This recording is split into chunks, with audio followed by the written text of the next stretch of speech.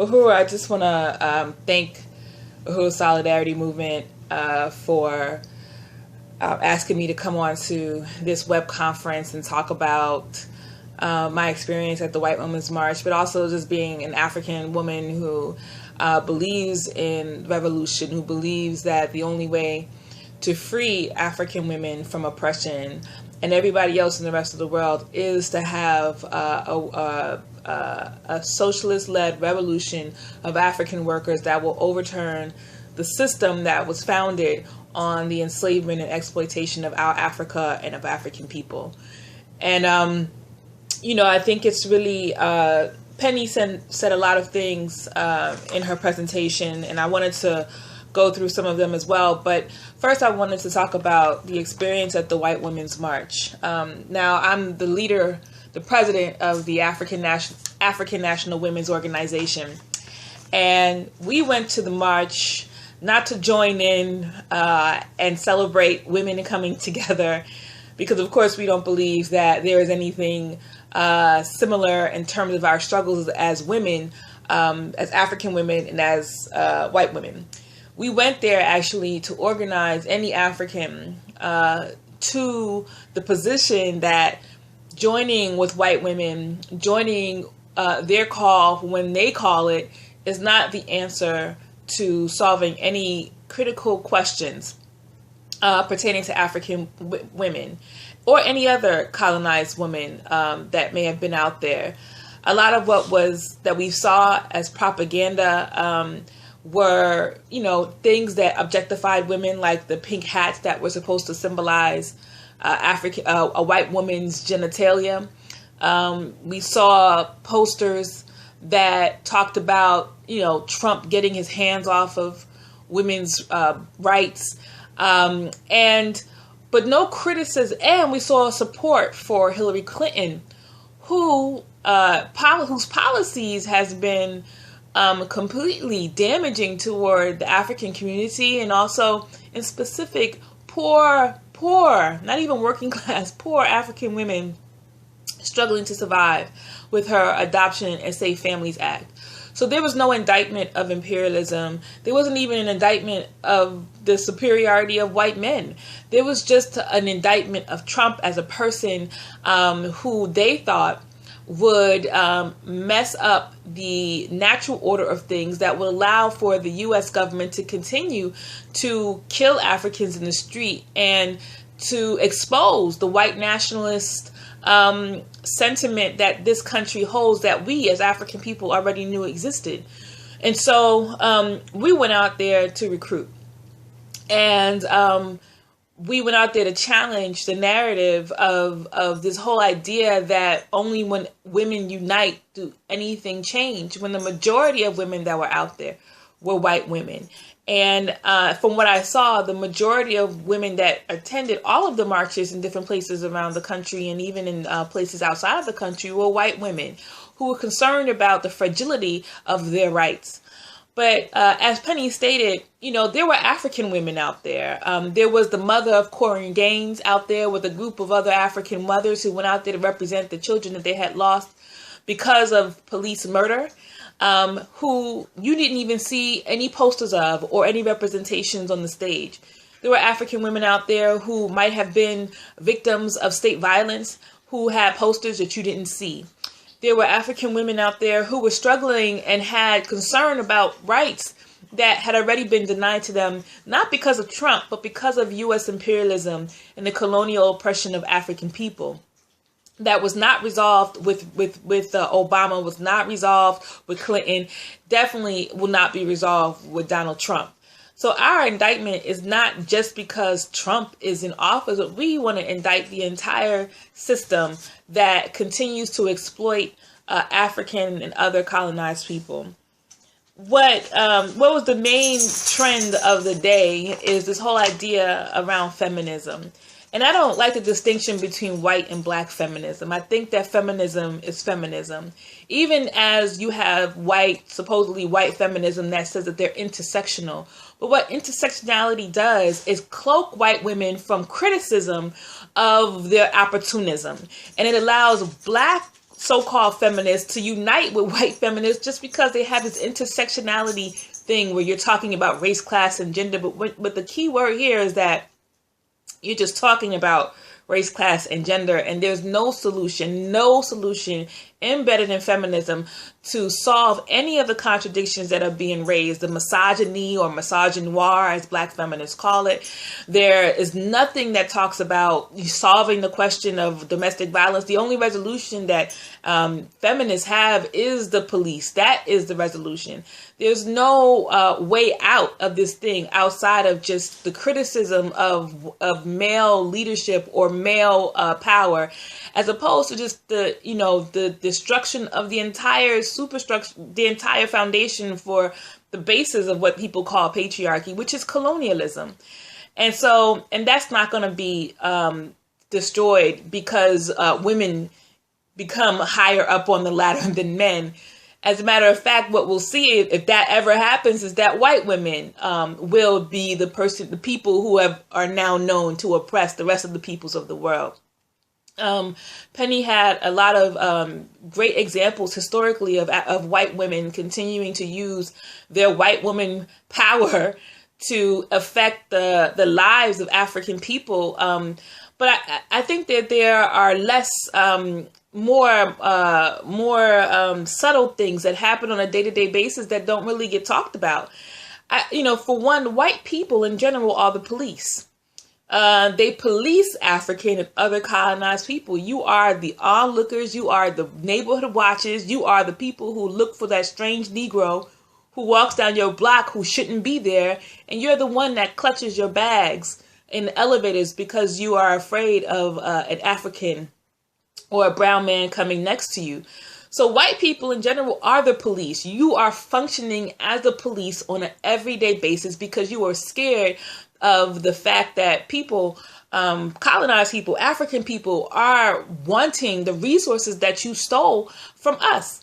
And so the whole question of the intersectionality and this whole thing about, white women continuously using the opportunism that's handed to them to sweep African and other colonized people into the stuff that they feel are important. And then when African people criticize, you criticize us because why? We should just be happy that we just included in the thing that you're so gung-ho about. And that's what we saw when there were so many criticisms of the White Women's March, is just that we shouldn't criticize. We should just shut the hell up and just accept the fact that we're all one woman, and we should just go, if we help white women, then everybody. Somebody actually made the statement, if these particular rights are dealt with, then this is going to affect all women. But they weren't saying that when it affects white women, then we should be concerned. But when it affects African women, like the increasing numbers of African women that are going to prison, when an increasing number of African mothers who are losing their children, male and female husbands, and who also are themselves losing their lives, there is no indictment of the system. There is no indictment of the people who are in power. There's no criticism of the entire thing. Yet we're supposed to stand in solidarity with white women when they get all hot and bothered around a particular issue. The thing of the day now is this whole question around fascism and the idea that somehow this is going to be a police state for white people, and then Trump is electing all these people to his cabinet, executive orders. But the reality is that, and if you ask, especially about this immigration question, the reality is that for African men, women, and children, we have been dying. We have not been allowed in this country except as enslaved people. Because even before Trump did his executive orders, there was Obama, and the denial, the deportations under Obama were so significant, more significant than any other president in history. No one talks about that. And then also the increasing difficulty for African people to enter into this country underneath the Obama regime was also tantamount to, was more in depth than any other president in history. And so it begs us to question, like, the only way that African people could be let into this country are as enslaved Africans, as people who are subjugated to the powers. of this country. And I don't want to even limit it there, because African National Women's Organization is an international organization. So what we see represented in the U.S. is what we see it happening in places throughout the world. So one of our main campaigns is around the kidnapping of African children by the state. And this is not something that we just see in the United States, which African children are disproportionately represented in the foster care system. This is a trend throughout Europe. This is a trend that is happening on the continent of Africa. However, they're masking it as adoption. This is a trend in poor Haiti, and this is a trend throughout the African world, where no white woman is in an uproar. As a matter of fact, white women are the benefactors of the children that are kidnapped from these places. And that is not even something that we are even questioning. As a matter of fact, I saw an article that was about a couple years old, where Angelina Jolie's adopted daughter, Zara, her mother, reached out to her and said, I just want to let her know that I didn't abandon her. They told Angelina Jolie that the child's mother had passed away, and she was very well alive. And so I don't even know what the resolution was, or if she didn't even allow, Zara to see her mother. But the reality is that this is happening to African people over and over and over again, and white women benefit from it. We can see as our children are hanging off the hips of white women, and it's being displayed as something as charity. And I really want to say something also about that charity piece. White women are the first ones in these combat zones, doing missionary work and doing all these sort of types of things to help the poor, destitute people. You might remember the missionaries that went in Congo, that facilitated the sort of cultural cleansing of African people with religion, and also with so-called white education, at a time when African people were being murdered in the millions or maimed in the millions. These were the frontiers women of the world, and they continue to be so. And I think that it's really dangerous that we continue to believe that whether white women continue to believe that they are this affected, oppressed people, when you are yourselves the oppressor. You have to function in that way, and you, in many cases, you don't even recognize it. It's all a part of your culture, all a part of what you've grown up with, all a part of the culture around you that supports white nationalism, that supports white power imperialism. And African people and other colonized people are are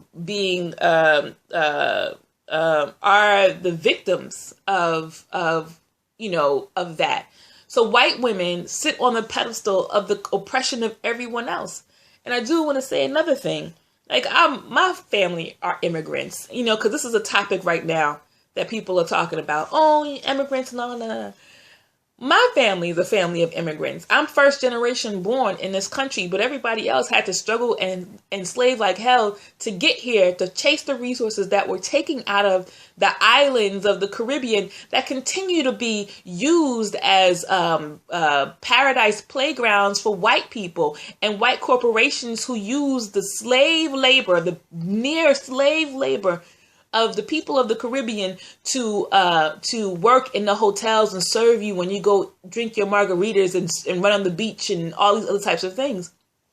So we're not living in the past. We're living in modern day places where your actions are continuously impacting the lives of African women, of African people, and that function to oppress. And, there's this thing that goes around. People talk about microaggressions. Oh, African women experience like microaggressions from white women. And the reality is the things that you say, the way that you look, and even the sort of placating that you do to African women. It's disgusting. You don't even know how, I'm not joking, but you don't even know how many African women want to smack the hell out of white women on a daily basis. You have no idea.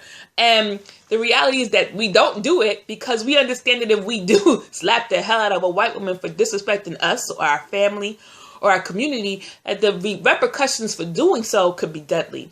It's an example of that is that we have millions of white women out in Washington, D.C., where I am, and the police are sitting back linked on they bike motorcycles, guns probably, sitting off on the side, not even really guarding. They got pink hats on, high-fiving the white women. This is the nature of the state, to protect white women. They weren't out there to fight white women or to police white women. They were out there to protect white women. Whereas if, 20 or 30, African people were to go out there and express some concern about something, them police would be armed to the teeth in SWAT gear, ready to throw, fire bombs and rubber bullets in our direction. Because that is a clear indicator that white women pose no threat to the fundamental foundation of this country or anything, because you will, at the end of it, protect it. And not just this country, anywhere that you are. Because I see that there are people in this room who are from different places around the world, Finland and things like that, places that people normally think is, this whole socialist utopia with no contradictions at all in terms of race or anything like that. But we already know that's not the case. And, we already know the immigrant situation in Europe is really abysmal. And we know that, the rejection of anybody who isn't white is really highly something that goes on there. So, I think that when we talk about this whole piece around African women and women in general, I think we have to talk about it in today's terms too. Because the reality is that white women are more dangerous than white men. White women are more dangerous than white men. White women incite more violence just by your very nature of being affected and fragile than white men do. And because you're a white woman, people tend to feel sorry for you. For example, look at Melania Trump, right? People are now saying we need to rescue Melania. Are you kidding me? Are you seriously kidding me? This woman, so now she is a victim of all of this, even as I don't even like Michelle Obama, but even at the same token, people were victimizing her by calling her all sorts of names and things like that based on that. But now Melania is the person that needs to be saved. This is what I'm talking about. So, you can skate and do whatever the hell white women want to do, and will always be saved by white men, and will be defended by white men, even as you have criticisms of the patriarchy and you depend on that, but you have no criticisms of this entire system that continues to exploit and capitalize off African and other people's oppression. And I am hoping for the day, I'm working toward the day where we can actually overturn this damn system, so we can see the freedom of African people, we can see the liberation of African women, where we no longer have to be in fear of our children being in confrontation with the police. We no longer have to be in fear of being raped in prisons or raped by cops. We no longer have to be in fear of all the things, of our children being stolen and not ever getting them back because the state has a monetary interest in keeping our kids. These are the things that these are our concerns, and it's not represented on the lips, in the hearts of white people, and in white women in particular. So when we had a criticism of this white women's march, it was a real basis for that criticism. We just wasn't like, oh, white people doing a thing. It was one rooted in 600 years of oppression and opportunism and dangerousness of the white people, white nation that continues to oppress us. It was rooted in the shit that, Becky done did yesterday. It wasn't something that was based off something that happened 300 years ago, but something that Becky done did yesterday. The comments that Becky done said 2 weeks ago. It was something that's based on real life stuff that continue to happen to African people. And white women's dismissiveness and this utopian ideal of whatever we support, everybody else should support, and then you ignore the rest of us when we're not dealing with your particular concerns. And not like I'm trying to get fit in or whatever. Actually, I want to destroy every single thing that white people hold dear. I want to destroy it. I want to kick it off. I want to just tear it down because because when white people are happy, African people are miserable. And I just want to destroy everything. I don't want to be included. I don't want no African woman or other colonized person to be included in white people's shit. I want us to destroy it. I want us to work every single day to undermine the capitalist system, to destroy everything that these white people continue to use to exploit us, and take our resources back. Take it from them. Take them from them. That's what I want. And there's no sisterhood here when your sisterhood is based on my oppression. None whatsoever. We have no compromise, and definitely we're not going to surrender to the whims of white women when white women make no attempt to criticize or even do anything outside of do anything to ensure that African people can be free. So I want to say that if there's any white woman who is watching this, who is not a member of the Solidarity Movement, these are the only, let me tell you, as an African, it was real hard to come into the Uhuru Movement and see white people, because white people are always everywhere. When I tell you, when these white people start talking, and when Chairman was like, we gotta, off the white people, and the white people in the back like, yes, I was just like, I had never seen no white people like this before in my life. And we suspect of all white people. Even if a Negro were to do something to us, white people are the ones that are the enemies. And I think that it says a lot that many of these white people who are in the Solidarity Movement have been so for years, and have themselves put their bodies on the line to protect the freedoms of African people. And more than that, they don't try to recruit Africans. They recruit white people. They go into the white community and get reparations for the 600, 700 years. I'm going to go all the way back 1,000 years of oppression. I don't know. Just because that's what needs to be done. Not just talking about what, privilege you have, but it's scary for some white people. I've met some white people who were scared to talk to their white friends about reparations or they didn't have no white friends. They had black friends, and it was safer to cloak themselves in blackness and then, hang around black friends than it was to go into the white community and say, I'm white and I need these resources because I want to bring them back for the African Revolution. That for some white people is very difficult. And when we see some of these white people like Tim Wise, and I don't know the other woman's name, talk about racism and privilege and all that stuff, what they're doing is they're making money off the backs of the oppression of African people and other colonized people, and putting it in their pocket. And none of it is being put back into the pockets or in building a revolution that's going to overturn the thing, that's going to destroy their even basis for having resources in their pockets, their discussions, their lectures. As long as there's oppression, they're going to have a job. And so the Solidarity Movement is where folks need to be. White people need to be. If you are concerned about the oppression, if you are concerned about imperialism and colonialism, all of that stuff, and you want to end it, you want to end your so-called white privilege or anything like that, the Solidarity Movement is where you need to be. And if there's any Africans watching this as well, I'm going to tell you, you need to come into the Uhuru Movement. You come to the African People's Socialist Party. If you're an African woman, you need to come into a membership of the African National Women's Organization, ANWO.Uhuru.org. Come into that and organize with us, because we ain't about no handship holding and anything like that. Our relationship with the white people is one that is a political relationship. It's not because I like Penny. She's a sweet lady and everything, but it's not because I like her. It's because this, like, if she is working to get reparations back and bring it back to the African Revolution. I am working to destroy everything that was the basis for Penny in the first place. And so we understand each other. This is the politics of being winning and winning the African Revolution and bringing people into this work.